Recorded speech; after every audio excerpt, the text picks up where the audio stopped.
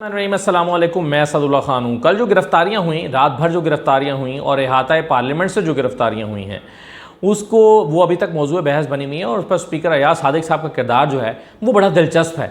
अफसोसनाक कह लें या दिलचस्प कह लें, बहरहाल अयाज सादिक साहब ने इस पर एक्शन लिया, IG की सरजनिश की, और IG की सरजनिश करने के बाद हुक्म दिया कि फ़ौरी तौर पर उन लोगों को रिहा किया जाए जिनको अहाता पार्लियामेंट से गिरफ्तार किया गया।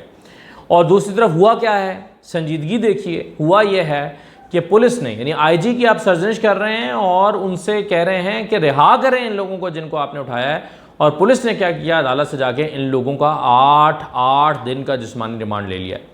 यानी जिस्मानी रिमांड तब लिया जाता है जब आप कहते हैं कि इससे कोई चीज़ बरामद करनी है, इनसे बारूदी मवाद बरामद करना है, इनसे कोई बंदूकें बरामद करनी है, इनसे आपने कोई निशानदही करनी है, इनसे लोग बरामद करने हैं, इनसे तफ्तीश करनी है, इनसे नेटवर्क पकड़ना है, तब आप लोगों से, अदालत से आप रिमांड मांगते हैं। और ऐसे में अदालत 3 दिन का रिमांड भी दे देती है, 2 दिन का भी दे देती है। लेकिन इस केस में 8 दिन का जिस्मानी रिमांड MNAs का दे दिया गया है, शेर अफजल मरवत का, शेख वकास अकरम का, दीगर लोगों का, जैन कुरैशी का 8 रोज़ का जिस्मानी रिमांड दे दिया गया। और वो कह रहे थे अयाज सादिक साहब कि मैंने IG को हुक्म दिया है कि फ़ौरी तौर पर इनको रिहा किया जाए, और उस IG की पुलिस ने जाकर अदालत से 8 दिन का जिस्मानी रिमांड ले लिया। तो तालियां बजाई जा सकती हैं इस पर, और क्या किया जा सकता है। अभी खबर ये मौसूल हो रही है, हमारे दोस्त तारिक अजीज़ साहब अभी बैठे थे कुछ देर पहले हमारे पास, तो वो कहते थे कि जी मुझे इत्तला ये आई है कि अयाज सादिक साहब ने जो तमाम CCTV फुटेज है वो मंगवा के चेक कर ली है और तसल्ली कर ली है कि उनको पार्लियामेंट की बिल्डिंग से गिरफ्तार नहीं किया गया, उससे बाहर निकले तो गिरफ्तार हुआ। हालांकि बनता वो अहाता पार्लियामेंट ही है, लेकिन वो बिल्डिंग जहाँ पर वो इजलास होता है या मुल्हिका कमरे हैं जी, उनको वहाँ से नहीं गिरफ्तार किया गया। ये उन्होंने अब तसल्ली कर ली है, तो उनका दिल मुतमईन हो गया, ज़मीर मुतमईन हो गया, और वो कह देंगे कि भाई चूंकि ये पार्लियामेंट के बिल्डिंग से नहीं गिरफ्तार हुए, ग्राउंड से हुए हैं, या पार्लियामेंट से जो पार्किंग से हुए हैं, या बाहर जो लॉन था उससे हुए हैं, तो इसलिए अब वहाँ मेरी जिम्मेदारी नहीं है। तो ये मजाक या बहरहाल बना के रखा गया है। अब एक चीज़ बड़ी इंपॉर्टेंट है जो मैं आपसे डिस्कस करना चाहता हूँ, वो ये है कि एक तरफ तो अली अमीन गंडापुर का मजाक उड़ाया जा रहा है। अली अमीन गंडापुर ने जो तकरीर की वो यकीनन बहुत सख्त थी, बहुत सख्त बातें उसमें उन्होंने कहीं, जो लफ्ज़ वो इस्तेमाल करते रहे, जिस तरह से फ़ौज के इदारे को बाज़ों का डायरेक्ट, बाज़ों का नाम लिए बगैर इनडायरेक्ट तनकीद का निशाना बनाते रहे, नामुनासिब या सख्त अल्फाज का भी उन्होंने इस्तेमाल किया। इसमें कोई हर्ज नहीं है, इसमें कोई दूसरी राय नहीं है। और ये तो जो बैरिस्टर साहब हैं उन्होंने भी कहा कि हाँ उनकी तकरीर जो है उसमें कुछ चीज़ें नामुनासिब थी, ख़ास तौर पर जो मरियम के हवाले से उन्होंने कहा, उस पर ही शायद उन्होंने कहा होगा कि नामुनासिब बात थी। वो अलग बात है कि ख़ुद नून लीग की तरफ से ख़वातीन के बारे में जो बातें कही जाती रही हैं वो उससे भी ज़्यादा नामुनासिब होती हैं, वो अलग बात है। लेकिन चलें, ये बहस नहीं है। बहस ये है कि उसके बाद वो 8-9 घंटे के लिए जो है वो गायब हो गए। अब उसमें फैसल वोडा कह रहे हैं और बाकी लोग, नून लीग के बाकी लोग मजाक उड़ा रहे हैं कि भाईजान इनकी पेशी हो गई थी, इनको फिर बुलाया गया है, इनको फिर कहा गया है। और हसन अयूब भी हमारे दोस्त आज प्रोग्राम में कह रहे थे कि जी वो अच्छे बच्चे बनाकर भेजे गए हैं, वो अब अच्छे बच्चे बन गए हैं, उनकी तबीयत साफ़ कर दी गई है, उनको कह दिया गया है और आइंदा ख़बरदार वो उन्होंने कोई ऐसी ज़बान इस्तेमाल की। और उसके बाद वो कहते हैं कि यही वजह है कि अली अमीन गंडापुर खामोश बैठे हैं। अली अमीन गंडापुर को सॉफ्टवेयर अपडेट करने के लिए, या उनकी तबीयत साफ़ करने के लिए, या उनको अच्छा बच्चा बनाने के लिए बुलाया गया था। 8-9 घंटे तक वो जो है वो रहे, और उसके बाद वो चुप करके वहाँ से निकल गए और फिर चुप करके बैठे और कोई लफ्ज़ उन्होंने नहीं बोला। ये नून लीग के लोग कह रहे हैं, ये फैसल वोडा कह रहे हैं, ये हमारे कुछ सहाफ़ी दोस्त हसन अयूब कह रहे हैं, और लोग कह रहे हैं।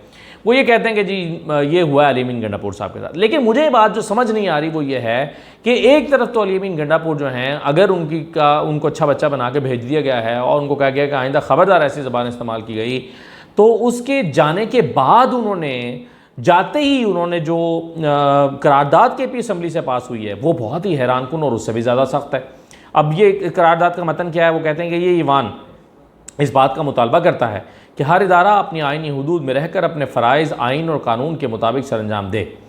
लेकिन पिछले 2 सालों से इस मुल्क के अंदर फ़ौज के कुछ अफसरान की मुदाखलत उनकी अपनी हल्फ से इन्हिराफ है, जो कि आइन के आर्टिकल के मुताबिक गद्दारी के ज़ुमरे में आता है। ये असम्बली मुत्तफ़िक़ा तौर पर इस चीज़ का भी पुरज़ोर मुतालबा करती है कि इन अफसरान के ख़िलाफ़ फ़ौजी कवानीन के मुताबिक नोटिस लेकर इनके ख़िलाफ़ कोर्ट मार्शल किया जाए और सख्त से सख्त सज़ा दी जाए, और उनको गैर आइनी, गैर कानूनी और गैर इंसानी इक़दामात से बाज़ रखा जाए। ये ईवान फ़ौज की लाजवाल कुर्बानियों को ख़राज तहसीन पेश करता है, लेकिन चंद अफसरान की ज़ाती मुफादात और ज़िद और अना ने इस मुल्क की जमहूरियत को नाकाबिल तलाफ़ी नुकसान पहुँचाया है और ये नुकसान जारी है।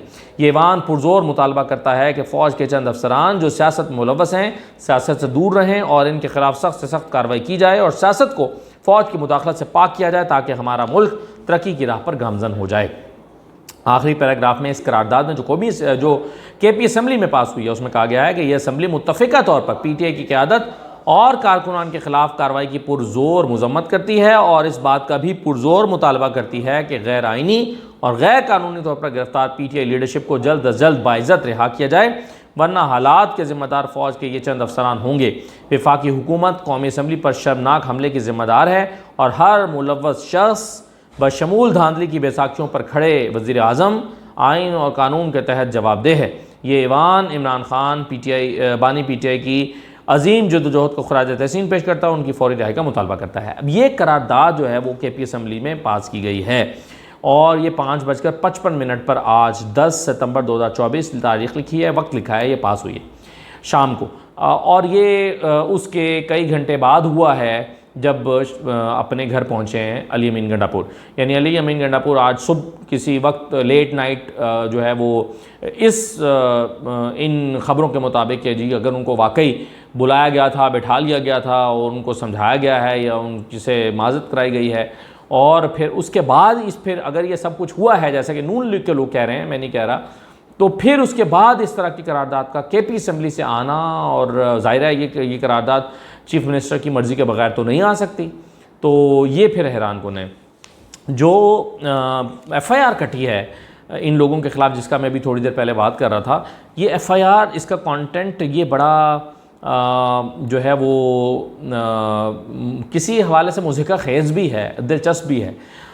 इसमें एक तो ये कहा गया ना कि जी मुंतज़मीन जलसा आमिर मसूद मुग़ल, फैसल अमीन गंडापुर, शेख बिलाल एजाज़, खालिद खुर्शीद, उमर अयूब, शोएब शाहीन को इंतज़ामिया की जानिब से जारी करदा हिदायत के मुताबिक मुंतज़मीन को कहा गया कि आपके इज्तिमा का वक्त मुताबिक NOC ख़त्म हो चुका है और आपका इज्तिमा मजमा खिलाफ कानून हो चुका है, रात का वक्त हो चुका है।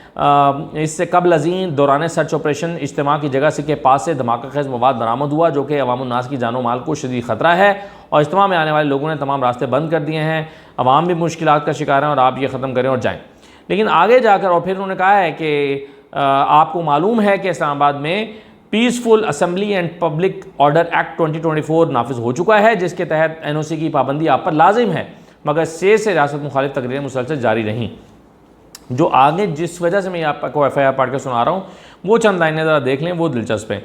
इसमें लिखा है कि फ़लाँ SHO की तरफ से और SI और यानी पुलिस एहलकारों की तरफ से स्टेज के पिछले जानिब जाकर मुंतज़मीन से दोबारा दरख्वास्त की गई कि अब जलसे को ख़त्म किया जाए, जिस पर अली अमीन गंडापुर, बैरिस्टर गौहर अली ख़ान, आमिर मसूद मुग़ल मुसल्ला पिस्टल, यानी ये सारों लोग मुसल्ला पिस्टल थे, खालिद खुर्शीद, जरताज गुल, शेर अफजल मरवत मुसल्ला पिस्टल, इनके पास भी पिस्टल था, यानी जरताज गुल के पास भी पिस्टल था, फैसल चौधरी, अली बुखारी, आलमगीर, उमर अयूब और नईम हैदर पंजोता मुसल्ला पिस्टल, इनके पास भी पिस्टल था। शेख वकास अकरम, मखदूम जैन कुरैशी और हामिद रज़ा वगैरह ने मेन मजिस्ट्रेट माँ हमराइयाँ, DSP साहब Tanoj circle, Asim Ali Zaidi, SHO SI थाना संगजानी, टीपू सुल्तान रांझा SHO को अपने घेरे में गैर कानूनी तौर पर मबहूस कर लिया। पुलिस पार्टी को धक्के देना शुरू कर दिए। इसी असना में स्टेज की तरफ से 25-30 नामालूम अशखास मुसल्ला डंडे सोटे लेकर आए और तमाम लोग बाहम सलाह मशवरा होकर पुलिस पार्टी पर जान से मारने की नीयत से हमलावर हो गए। 5-6 पुलिस मुलजमान को पकड़ लिया और जिस पर उमर अयूब ने हमराही मुलजिम अमीर बख्श ASI को थप्पड़ मारा और ऑर्डर की कॉपी छीन कर फाड़ दी और खालिद खुर्शीद ने टीपू सुल्तान रांझा SHO की कनपटी पर पिस्टल रखा और कहा कि अगर अब इज्तिमा ख़त्म करने का कहा तो जान से मार देंगे। इसी असना में अली अमीन गंडापुर ने अपने गनमैन से गन लेकर DSP साहब की कनपटी पर रख दी और संगीन नताइज की धमकियाँ देना शुरू कर दी। यानी वो इतने वेले थे अली अमीन गंडापुर साहब के स्टेज से उतर कर नीचे आए और आकर उन्होंने अपने, हालांकि उनके काफ़ी गार्ड होते हैं वज़ीर आला के, तो वज़ीर आला ने अपने गार्ड से लेकर खुद पिस्टल रखा, हालांकि वो किसी गार्ड से भी कह सकते थे ऐसा करने के लिए। तो और संगीन नताइज की धमकियाँ देना शुरू कर दी। इसी दौरान अली अमीन गंडापुर ने आसिम अली जैदी SHO थाना संगजानी के साथ धक्कम पेल करते हुए इससे सरकारी वायरलेस सेट छीन लिया, जबकि आमिर मुग़ल ने नदीम मुग़ल SI को ज़दोकोब किया और सरकारी वायरलेस सेट जबरन छीन लिया। शेर ज़बरदस्त जो कि मुसल्ला पिस्टल था अली मोहम्मद एसआई के साथ गुलूगीर हुआ और सरकारी वर्दी फाड़ दी। नईम हैदर पंजोता और बैरिस्टर गौहर अली खान ने किफ़ायतुल्लाह एएसआई का गिरबान पकड़ा और दस्तों गिरबान होते हुए सरकारी एंटी राइट किट छीन ली, जबकि अली बुखारी ने जाकिर अली एएसआई से सेफ्टी शील्ड छीन कर तोड़ दी। खालिद खुर्शीद ने वाजिद अली एएसआई पर भी धावा बोला और बीट बुक और सेफ्टी हेलमेट छीन लिया और शुएब शाहीन मुसल्ला पिस्टल ने असद अली पर हमला किया और वक्खी में पिस्टल का बट मारा। किसने?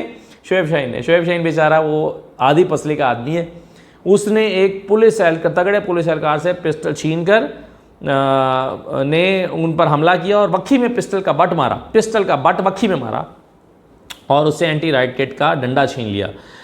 शेख वकास अकरम ने उन्होंने भी यही किया और मारा। और ये वो मखदूम जैन कुरैशी ने भी रियासत खान, ये भी लिखा हुआ है कि किस पीटीआई के किस बंदे ने किस पुलिस एहलकार को मारा। अब इन्होंने ना जवाब में कुछ मारा, ना इन्होंने अपनी सेफ्टी की, ना इन्होंने कोई, यानी इतने मासूम पुलिस एहलकार थे कि इनसे वो पीटीआई के लीडर्स असलहा छीनते रहे, सामान छीनते रहे, इनकी वक्खी में पिस्टल मारते रहे और वो चुपचाप खड़े देखते रहे। ना किसी ने आंसू गैस का इस्तेमाल किया, ना किसी ने मुज़ाहमत की, ना किसी ने अपना पिस्टल और अपना असला बचाने की कोशिश की। ये एफआईआर है, मजाक बना के रख दिया इस मुल्क को, क्या कह सकते हैं इसके अलावा। और बाकी भी आगे तफसील है, पढ़ते जाएं, हंसते जाएं, यही है कुल हमारा। अब ये जो जलसा जिसकी बात हो रही है, आज एक रिपोर्ट डॉन में छपी हुई है। डॉन में जो हैं वो मुनव्वर अजीम साहब की ये रिपोर्ट है। वो कहते हैं police spent over ₹80 million to contain PTI gathering in Sinjani. PTI के जलसे को नाकाम बनाने के लिए या उसकी तादाद, जलसे के शुरका की तादाद को कम रखने के लिए और जलसे को जो है वो कंटेन करने के लिए 80 मिलियन रुपीस खर्च किए गए, 8 करोड़ रुपए खर्च किए गए हुकूमत की तरफ से। अब ये जो रिपोर्ट है इसके मुताबिक जो है वो जलसा में रुकावटें डालने के लिए इस्लामाबाद की शाहराहों और दाखिली मकामात पर 470 से ज़ायद कंटेनर्स लगाए गए। 470 से ज़ायद कंटेनर्स लगाए गए। कुछ कंटेनर्स 6 सितंबर को लगा दिए गए, जबकि कुछ इससे पहले भी लगाए गए। 470 से ज़ायद कंटेनर्स का रोज़ाना का किराया 1.6 करोड़ से ज़ायद बनता है। यानी रोज़ाना जितने लगाए थे तो कुल किराया 470 कंटेनर्स का जो बन रहा था वो 1.5 करोड़ से ज़्यादा बन रहा था। जलसे के रोज़ इस्लामाबाद में पुलिस और दीगर कानून नाफिज करने वाले इदारों के 5000 से ज़्यादा एहलकार तैनात किए गए। इनके खानों पर 10 लाख रुपए खर्च हुए। इस तरह ईंधन और ट्रांसपोर्ट की मद में भी काफ़ी रुपए खर्च हुए। ये इस रिपोर्ट में तफसीलात बताई गई हैं, आप जाके डॉन पर मज़ीद ये रिपोर्ट पढ़ सकते हैं। तो ये था जी वो जलसा जो